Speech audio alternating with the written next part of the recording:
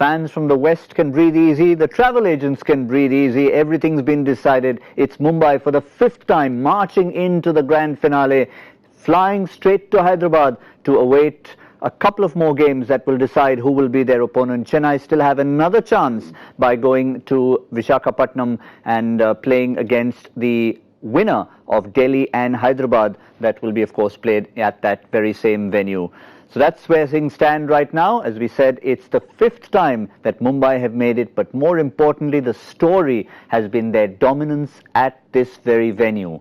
Again, they've been winning everything in Chennai, in a place where every other team absolutely hates to come. Let's see how we can assess it with Joy Bhattacharjya and Pommie Mbangwa. Joy, very, very close to that MPL super couch, but the stakes have been upped a little bit. That one wicket buffer. This is pure jealousy, nothing else, pure jealousy. You have 10 runs margin on either side. You don't tell me I'd have 1 wicket margin in either side. I was about to get it. There's somebody beside me who protested. He went up to the 3rd umpire there and they ruled in his favour. Correct. He got a soft signal. Yes, soft signal was not out. Well, we'll call it a draw, because at the end of the day it was fairly simple. 9 balls to spare, yes, but it was well planned from the start, and they just took it home clinically. I think that's a fair word to describe that chase. Yeah, do you remember we were talking about how Chennai went in terms of how they constructed or were forced to construct their innings? And I said, if you looked at Chennai and at the halfway stage, are they happy? Is it going to be close? And I said, yeah, it might seem so, because they only get 8 and over at the back end of the innings. But the reason they only get that, even though the surface is quite difficult, is because they lose too many up at the front.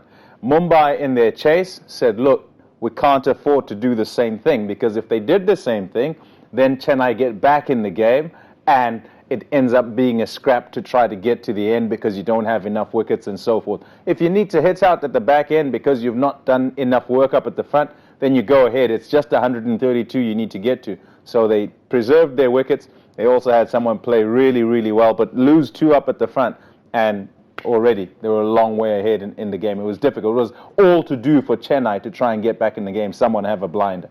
Yes, here on MPL Presents Cricbuzz Live, we try and put things in perspective. We try and bring you the numbers, but only the ones that matter. And I think one stat that will rankle with the home side, in the sense, it's technically a neutral venue, but with the home side, is the fact that it's the only team who have got 4 in a row against them. And, well, that's something, again, that's unprecedented. But I think interesting, as the game went away from Chennai actually got that early breakthrough, and they got the man they most wanted. They got the other side also. Harbhajan got the wicket that he was supposed to get, which is Deacock. So far, so good, going to plan. What really derailed the plans were 2 guys that probably didn't think were going to be such significant factors. And those 2, basically, Suryakumar Yadav and Ishan Kishan. And they played beautifully. I think Yadav, very interesting, when he was with KKR in 2014 with us, he was a finisher. He was a batsman who'd batted 6, 7, 8 finish here, because he has all those strokes, the trick shots, deflections, the little trick shots. And now he's just come in here and they put a roll out him. Last year they opened with him. And see, he's a young man. It's not easy for him to be moved down. He's been moved down the order, but he somehow said that, okay, 3 is the place where I'm going to make my spot. And today he was crucial, because at a place where everyone else is batting at 100, 105, 110, even 120, 125 for that 70, it's a significant factor. And Ishan Kishan did just the right thing. They probably sent him at the kamikaze, said, you don't worry. Whenever you get a shot, go and take it. And it worked. He just got enough runs for them to make it through. That was the partnership that killed the game. 80 of 63 on a surface, which in the first half we were saying is looking almost as if certain players, as Joy mentioned earlier, it looked as if there were hand grenades coming instead of deliveries being bowled, and I think that's significant. Also significant is the fact that the Mumbai Indians have probably had more varied player of the matches in this tournament than any other team, and it's being spread around. You're saying, okay, Rohit's in good form, he takes them to 3 victories, Quinton de Kock's been in sizzling form, but the fact is when both fail, somebody else puts their hand up. I mean, we sat here at the start, and I said that Joy was kind of fleetingly going past a point which I felt was particularly important, and that's the one of, Indian players, young players, it doesn't matter which ones, but within 11s, you're getting more of them in the side rather than 4 overseas players every single time. And I think that's why you get a scenario where you can have Indian players, young Indian players, coming to the fore, and also being trusted with the ability to come to the fore. It's fabulous. It really is. It's a fantastic thing to have a scenario where, as Mumbai, you have a player like Rohit Sharma who doesn't fire in a tournament, and you still get to the final. That's humongous. And to add to that, if someone had told you, listen, there's a match being played in Chennai, there's a leg spinner who's going to be the standout bowler among both sides, you'd say Imran Tahir any day of the week. It's Rahul Chahar. Rahul Chahar out-bowled Imran Tahir today. Imran wasn't the bowler. He got his 2 wickets, he did, but maybe it was a couple of overs too late.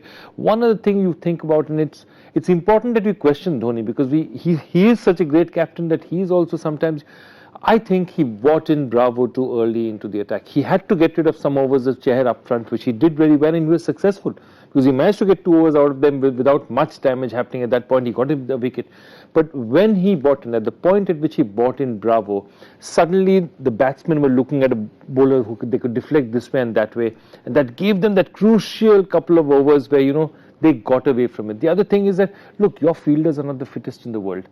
They can't hang back in the circle. The moment they hang back, you're giving away singles at will, because they're not fit enough to stop you taking that signal. So that's one big problem. With a total like 130, they needed to have attacked that tad bit more. Yeah, you would have gone for a couple of more 4s, but look, they can't sit back and win this. And of course, taking their catches would be important. Murali Vijay would have looked at that and wondered. 2 crucial ones. Murali Vijay, if he had just moved a little bit earlier, and then Shane Watson, a catch that he's probably taken very, very often in terms of taking snaffling that one at slip. Yeah, catches are they're difficult to evaluate when guys have to move a bit. So when you have to move, many times you'd say, oh, if I get there, I should take it. At slip, none of them are easy. Yes, I agree. It's one he would have taken many times, but throw in the situation, throw in the game, throw in that it's 130 or whatever, and then throw in that the guys are 30-something years old as well. At the 99% humidity? Yeah, you can't, and it's not me making excuses for them. You ask them, they'll say, I should take it every day. It doesn't matter what kind of catch it is. Everyone says I should catch it. Even if it's a difficult one, if I get there, I should catch it. But you don't really factor it into a game. It kind of just happens. In essence, as you watch the way the game went, something in me says, yes, it would have given them a chance, but 131 just didn't seem enough. I know somewhere along the line as we're going along, I might have said off air, you know what, get 130-ish, maybe 135, and you might be in with the shout here. I wonder, though, guys, if there was also a little bit of due, because it's either that or Rahul Chahar was so good, a cut above absolutely everybody else, that he made the ball talk on there, and seasoned pros, Tahir, Jadeja, couldn't quite do the same thing. And so it made it seem that much easier to play him rather than to play the other guys. See, normally when Tahir bowls at 33 for 2, he has 150, 160 to play with, so it's okay. But in this pitch, with a bowler of his quality, they had to have bought the field in also. You cannot give away singles. You can't afford to, because they're asking you to 6-7, 6-7. So when Tahir first came into bowl, I remember on the the left-hander batting, all 3 on the leg side were right at the boundary. So basically, if I can tap it on leg, that's a single. That's straight away a single. Which is exactly what Ishan Kishan was doing. Yeah, exactly. All he needed to do was tap it and run. So this is the big. I understand. You see, Dhoni, plays the game loose and hangs back and comes in the end like a wolf. But maybe I think they could have been a bit more aggressive up front. And I just feel they weren't aggressive enough. And also, when you have Tahir's a big weapon. Get him in early. Get him when they're 2 wickets and they're still 45, 50.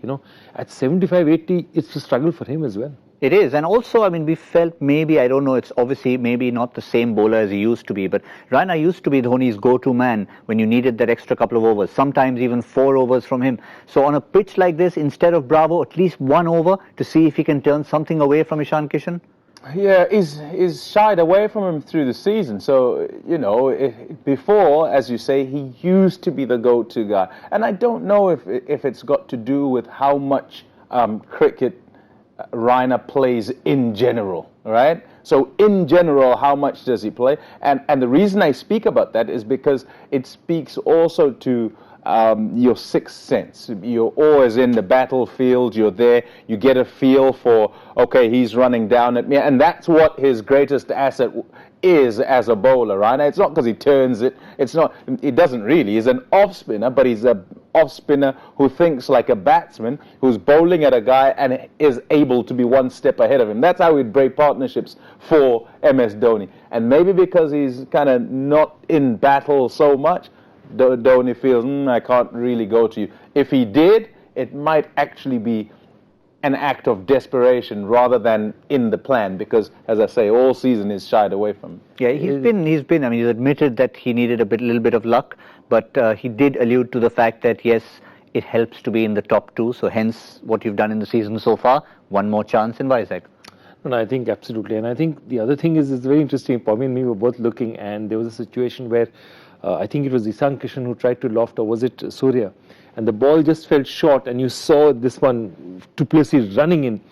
And the first thing Pommie said was, don't dive, because there's one more match at Vizag.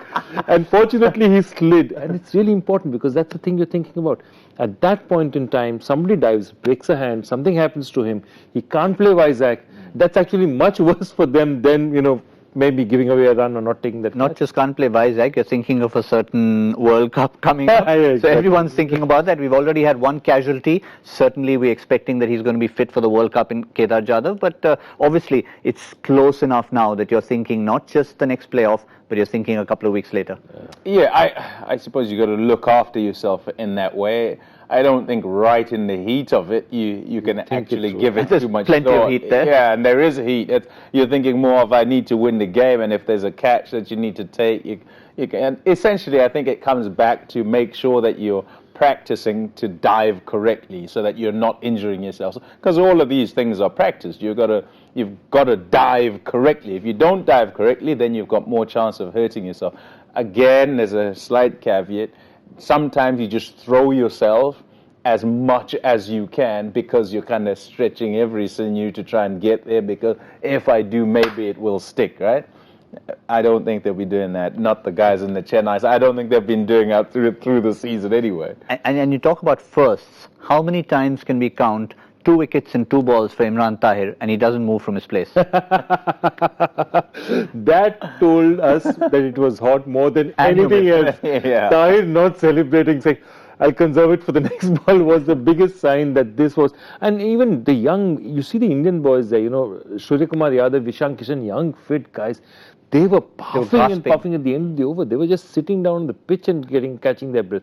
So it would have been tough, sauna-like conditions out there. So really good, really great effort by them. Yes, and it again, the numbers, we have to reiterate one more time. We gave it to you in the beginning. I think one more time to talk about the dominance of the Mumbai Indians. Look at that. Played 4, lost 4, but against, once again, 20, 19 and 1. This is the rest of the teams. And for Mumbai, it's been a clean sweep. And in the playoffs, have a look at this. We've added today's game to it. Mumbai once again winning. So it's 4-all overall in playoffs. But if you look at the fact last few years, numbers in Chennai, it's been clear dominance as far as Mumbai are concerned. And that is something, again, without using the forbidden word. And Pommie, we didn't mention that word for you, but we'll tell you again off. It's the forbidden F word. It's a word that you can use on a family channel. It's just that it's so overused, we've decided to try and avoid it right here. But it just shows that the outsiders can come and raid your home, as it were. Oh, I know the word now. Yeah. Okay.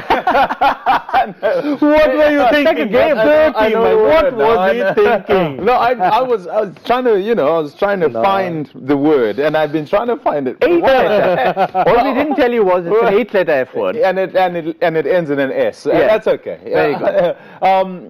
I find that astonishing, and you know it as a stat, it. But as I think about it, and you look at what's just played out today, and you sort of try and assess what's going on. We can't say Chennai Super Kings are undone by their own pitch, by their own conditions, and therefore we've got to shift our focus and go towards who they're playing, right? And here we are in a scenario where go right back to the start. It's not just these guys we respect or we fear or we slash whatever word you want to use in that at the toss when Sanjay asks MS Dhoni, right? But look at how it's played out at the end. And look at how it's played out since the last win in 2014. I find it absolutely incredible. I said at the start that I don't feel that Mumbai fear Chennai, but I feel there are some other teams that do. Absolutely. I want to shift that around, actually. I reckon that Chennai Super Kings know this is the one team that can beat them. And so they play like a team under more pressure when it's these lot that turn up to their home. Well done. Well done. If you carry on with that, home will be also outlawed if you say it a few more times. That's the problem with that. But yeah, as you can say, it nearly came out, you know. You just played last minute. Yeah, let it just go. Just like MS Dhoni did at the toss with that delivery, because it was the truth, and he knew he wanted to say it, but he absolutely couldn't. But just one quick factor there, and again, not in hindsight. A lot of talk about one possible change that could have happened for Chennai, Mitchell Santner, that additional spinner coming in instead of Shane Watson. Could they be thinking and saying, should we have?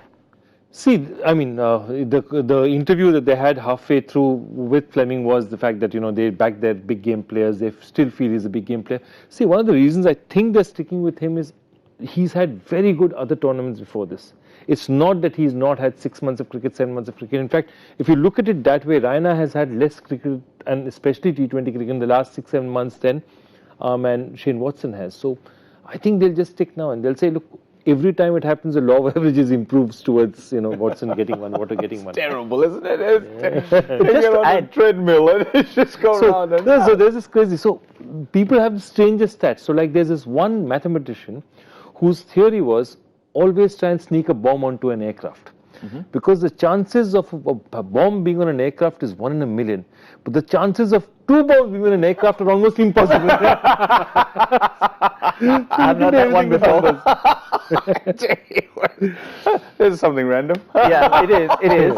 And I almost got lost into what I was going to say, but I now remember it. Something Ishan Kishan said, which illustrates your point that you were making about the Indian players and why is it that they're succeeding. Because something he said after the game was that the reason why Suryakumar and I were able to do well, even though it was a tough pitch to get started on, was all the domestic experience we've had on surfaces like this.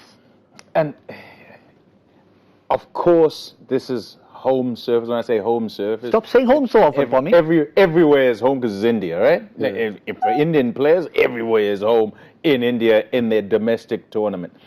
But the specificity of conditions, like of where you go. So if you're in Kolkata, what it plays like. If you're at Bangalore, what it plays like. If you're in Mohali, and I'm not going to the faster pitches by mistake. I'm going because anyone can go there, whether you're international, whether you're domestic, and you could play well. But when you go to the other pitches that are slower, that are more difficult and require a totally different way to play, where slightly lower in bounce, slightly slower to come on, it needs an adjustment that's going against what is instinct.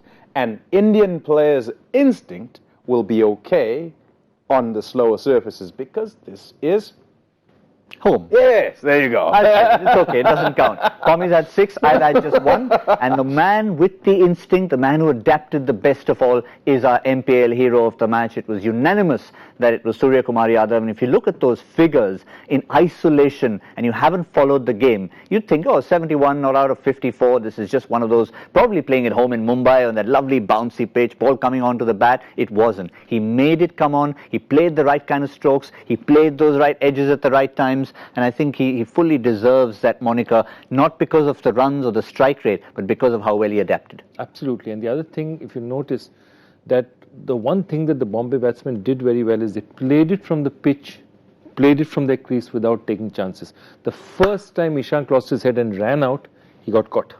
Otherwise, I remember, I think once he ran and managed to deflect the ball off his legs, I think, of Jadeja. But that's what they did. They played from the crease, and the great thing about Surya is his hands are great. And what he can do, that's his shot, okay? So even the first or second ball, he just took a ball from outside off, placed it there for a couple of runs. And immediately you know that that's the kind of guy who can survive on a surface like this. Because if you have risks, very good risks, what you can do is you can make singles, manufacture singles at will. The truth is on this pitch, you only need the occasional four. So the great thing about it is the number of singles he took. And that was what made the difference. Yeah, 9 fours is all he hit in the innings. And again, it goes back to the previous 10 fours, I'm corrected. Previous year, 512 runs he scored, the highest ever by an uncapped Indian player. And I think that was his coming of age almost, and he's taking it forward now. It's tough for younger players in India because, you're in the spotlight a lot. And when you do well, if you do well, the expectation generally is that you then graduate to higher honors and you get the light blue of India. But there are more and more players who are doing better and better. So it doesn't mean that you're going to get your spot. There isn't a spot. If the guys who are in the team are 25 years old, then how are you going to get your spot? So it makes it that difficult to get in. However, what it says is, year after year after year, you've got to be getting more and more and more. Not necessarily in aggregate runs, but in weighty runs that do that Suryakumar has done. He's played an innings there that in the Mumbai setup, no one's going to forget that. No, for a long time to come, nobody's going to forget that because it was difficult. It was difficult for everybody. And he turned up and he scored 70. Not the 35, we're saying 35 of a few, 45. You probably got your side nearly home. 71. And finished the game, stayed till the end. Finished. That's big factor for them. I remember when he used to be the big KKR finisher, not a lot of people didn't even know that he was an established member of the Mumbai Ranji Trophy side, even captaining them. Captaining them, not only that, Surya was India's under-23 captain. For a long time, he was, at the junior level, he's captain. I think, to be honest with you, the reason why we don't see him in the international setup is you don't have that much international T20. So what happens is, just a couple of players. I think he's very close to the international setup for the T20 format. That's his format. That's not, 50 overs is not his strongest format, nor is the 4-day game. T20 is his format. And I think there, he definitely is in that set of, may not be in the set of 11 right now, but in that 15, 18, he's definitely there. And think about brains, think about pedigree, think about, what we're on about, and I think it's kind of been our subject here today, how Indian players have come through, under 23 captain, under 19 captain, together to win a game for a franchise domestically. Yep. Well summarized there. Under 23 and under 19 captain in a team that has got the likes of Hardik Pandya, Krunal Pandya, Pollard, Rohit Sharma, Quinton de Kock at the top, so a lot of internationals, Malinga at the back, Bumrah at the back, a lot of international players, and you've got two people who are essentially domestic players who have come and won the game for the Mumbai Indians and have taken them for the 5th time to the finale. But we also have another winner here, our MPL super team hero, who nonetheless probably would have had Suryakumar very much in his reckoning, and at 315.25, I'm going to punt and say he probably had Suryakumar as his captain, because that's the differentiator. Everyone's making Rohit and Quinton de Kock captains. On the other side, you've got the Rainas and the Duplessis and the Watsons. I'm not going to say who my captain was. I got it horribly wrong. But yeah, that's the... Come on, tell us. Tell us. You have to. You have to. Rohit and de Kock, captain and vice captain. Oh, right. Okay. He was punting on one team, clearly. No, but he also 315 just tells you that if a team has scored 130, where are you going to rack up the runs? You need runs to get fantasy points. And similarly, if only 4 wickets have dropped, it's very difficult. So 315 under those circumstances, I think is a really creditable effort. Now, for the road to Hyderabad, there's of course two little stepping stones in Vizag, and there's one team who'd like to go to Hyderabad as the home team. That, of course, are the Sunrisers Hyderabad in Vizag, and they'll be playing the Delhi Capitals, who are there for the first time, and that's going to be a fascinating matchup because it's going to be a team who have been there, done that, won the tournament against a team who have never even made the final.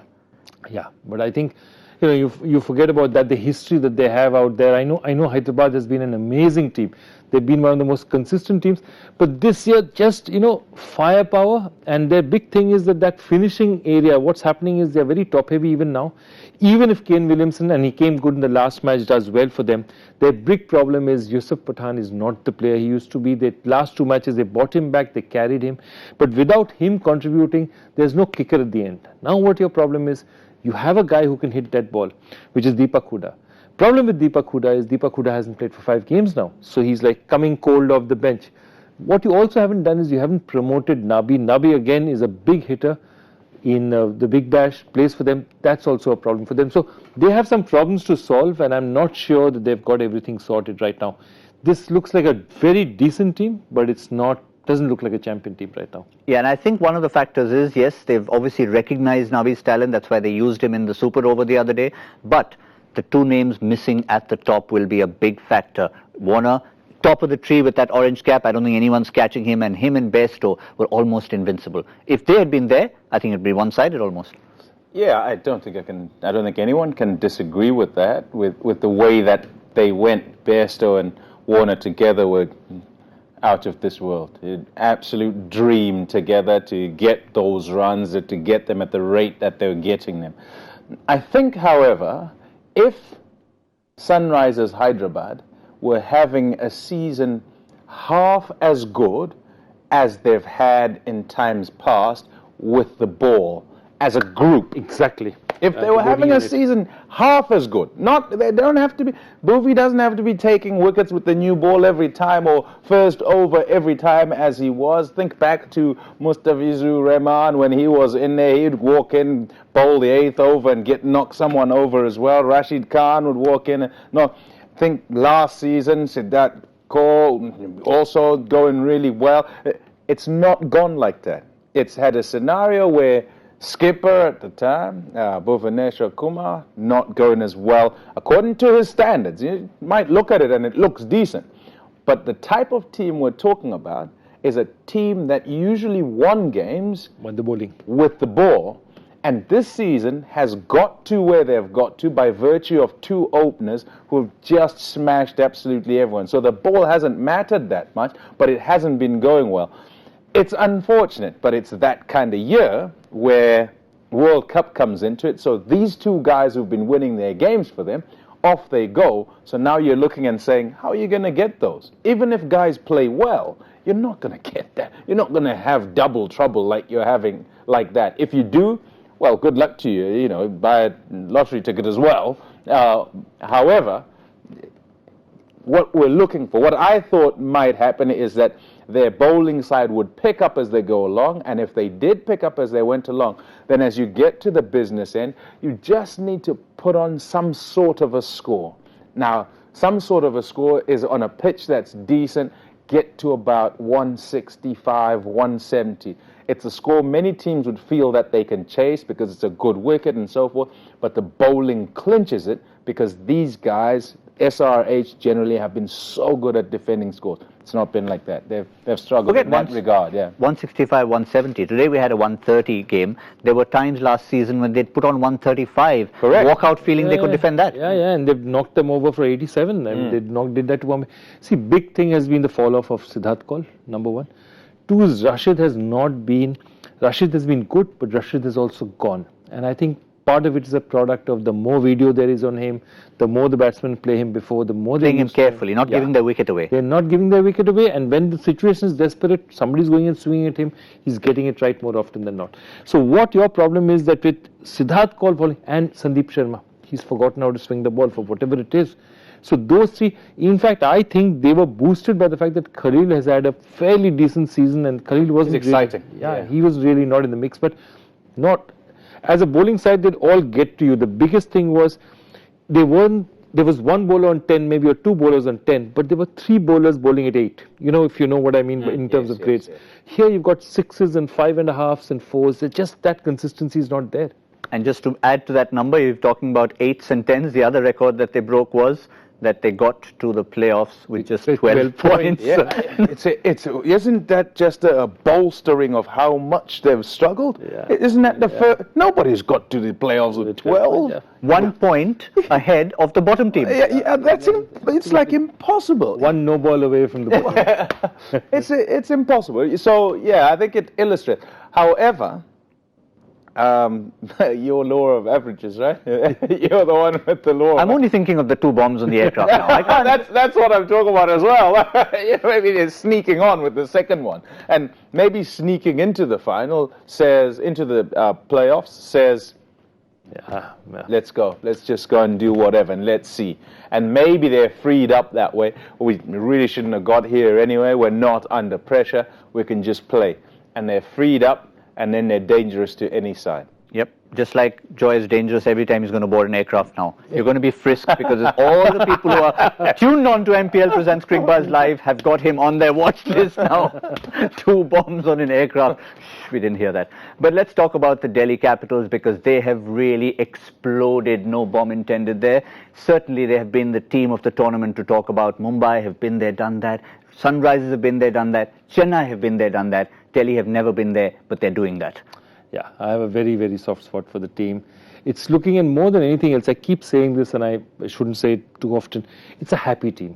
Even see them celebrating off the field, see the kind of the dressing room. Love to see a team that's got it together. Also, they're a city that's been absolutely every time they've got a team right. Maybe 2008 they had when the IPL started, they actually had the best team for 3 years, and they couldn't win in that period of time. After that, just 2012, one season. Other than that, it's been unmitigated disaster. It's fantastic to see them back, and that's in 2010 they were 7-4, and they couldn't win a game in the last 3. 120 to chase, and they couldn't do it, and just happened. So I'm so happy to see them there. Also, Saurav Ganguly hasn't tasted success with the Kolkata Knight Riders, didn't taste success with Pune. He's finally got a team that he's happy with. So, Saurav, Ponting, there's a story there. Young guys, Prithvi Shaws, the Rishabh Pants, Shreyas Iyers, following them out like little puppies, trying to glean whatever they can out of, Saurav and Ponting. It's a great story, Pommie, there's no bias involved here with the two of us, even though we live in Delhi, NCR essentially, just across the border, a little bit of Bengali bias for Saurav Ganguly, but it's a very neutral perspective we're giving you. Fair enough. I tell you what, even if you are biased, there's a lot to be excited about when you look at the Delhi side. The good thing is, if you look through that, the young players galore who are doing really well. And that, I think that's the issue, the greenness of so many of those players, which then says, mold in whatever way you would like, and give an instruction or give a suggestion, and it is taken wholeheartedly because, hey, you're the master. When I was 10 years old, you guys were, wow.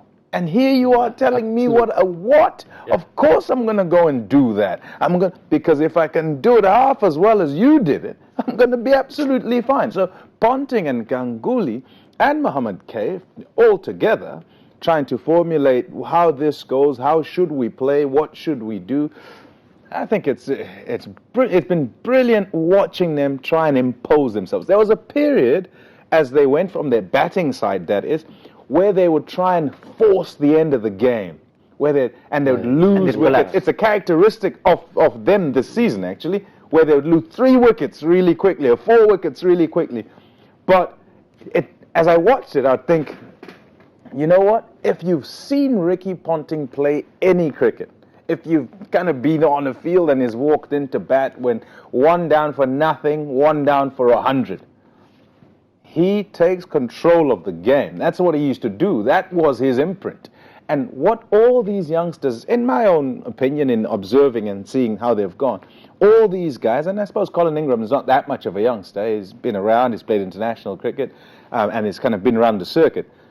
but they get an opportunity to deal with the guy who tells them or who suggests to them how it might be done and to be dominant when in at the crease. And that's what I see. That Prithvi Shaw, Shikhar Dhawan, first half, second half, compare, right? And I asked him at the end of one of the games to say, has it been a conscious effort? It was, because coach said, hey, no. There's not sheltered employment here. You're the most experienced guy. Take it on and make sure that you're showing the rest of them how it ought to be done. You're informed, go away, move along, impose it on the opposition. Then we win games. And you go down the order. Rishabh Pant, not that he needed anyone to tell him, but goodness me, free him up even more, and away you go. Bolster it with the bowling. Rabada. Yeah, and of course, and that's the one factor I'm going to come to. In the last game, you had two not very young players in Ishi and Mishi, Ishant Sharma and Amit Mishra, who of course added to it. But just looking down that squad, there's no KG Rabada now. You rate him very highly, obviously. But now, would you make any changes to this particular 11? You've still got someone like Sandeep Lamichhane in the sidelines there. I wouldn't play on a pitch like this. I wouldn't play Chemo Paul. I would go for somebody like Chris Morris, who gives me more pace, gives me more, because this is not a sticky pitch. Vizag is a run paradise. If you're playing in Chennai or something, Chemo is that sticky kind of bowler, cutters and this thing. I'd go with the Chris Morris, who's bounce it in, given that Yorker at the toes. I mean, he has that ability, and in the end overs they'll need that. There's also so many things going on as we go along. You mentioned it before when we were talking about diving, don't dive. Chris Morris has also just been selected to because of injury. Yeah. So he's been selected to South Africa's World Cup squad. Does that mean he won't dive now? No, I think it means more like, hold on, I'm happy. I'm on cloud 9. I'm going to run in here, and I'm going to show you what I can do. It might just be a nice time for the Delhi side as they look at them and say, well, actually, here, play. Show us. Are there times, just to finish off this discussion, where you might select someone? Of course, obviously everyone's in the squad because they deserve to be in the squad. But sometimes because of the high he just talked about, you say, listen, he's now on a different kind of high for a different reason. Get him in right now. He's not, because we saw how he was the day this initial squad was announced. He had a hangdog expression. I'm sure it works. I'm sure it works. It works, especially World Cup is a big thing because it comes around every 4 years. You don't know next year you'll be injured, you'll be in form, but definitely he'll be on a high.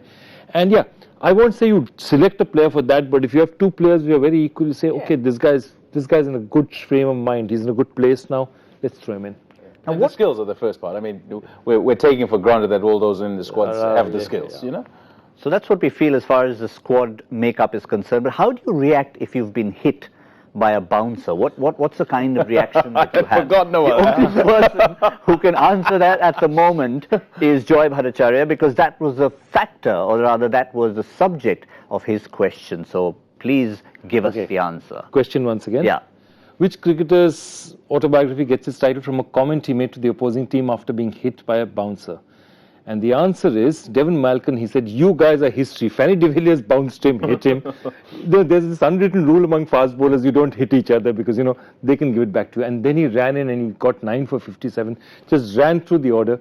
They say that Devon Malcolm never bowled that fast before or after ever.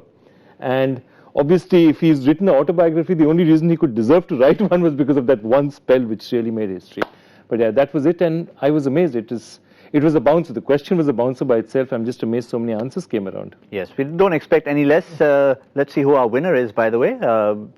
We've had plenty of answers. And, no, this is match fixing. Oh, God. First, we had 2 bombs on the planes. And then I told you not to give your second name. I told you not to give the second name. He could have just called himself Rajdeep. I mean, Rajdeep B would have. Rajdeep B would have. Some South Indian gentleman, Rajdeep B. That's the second time Pommie's upset. First, it was about the MPL Super Couch. Somebody takes the Super Couch away from me and then complains about match fixing. I mean, what would you react? Imagine someone called Stephen Mbangwa wins the prize. I mean, that might be me using a fake name very badly. No. Not in India, at least. Is there still such a thing as a fast bowlers club? Oh, like he was saying, I was going to jump in and say, I think that used to exist. I think they run up and knock each other's heads off if they can today. No trouble. No trouble at all. Win it just about all costs. Well, on that tail end note, we'll just Oh, nice. yeah. On that note, still sentimentally, you see Delhi as the sentimental favourites to go through, and but remember, going through tomorrow still means that Yeah, they've got MS Dhoni and the Chennai Super Kings waiting for one more bite of that cherry. Yeah, it's the hard route, isn't it? But you take this rather than not being there, so it is what it is. And looking to tomorrow, I lean towards Delhi because I think SRH have lost too much, or what they've lost had given them too much before. Yep, we're all. Thank you, Joy. Thank you, Pommie. We're, I think, all leaning towards Delhi for one reason or another. No disrespect to the Sunrisers Hyderabad. They've been there enough times. Let's see if we can have a newcomer in the final. But remember, there's two hurdles to cross. First, the Sunrisers Hyderabad, if they get past them, and then the Chennai Super Kings, hungrier than ever, who are flying from their home ground to Vizag on the way to Hyderabad, whoever's going to get there. That's all we have. We'll see you for this second qualifier that's going to be from Vizag. We'll bring it all to you. Remember, half an hour earlier is the time to look out for MPL Presents Cricbuzz Live.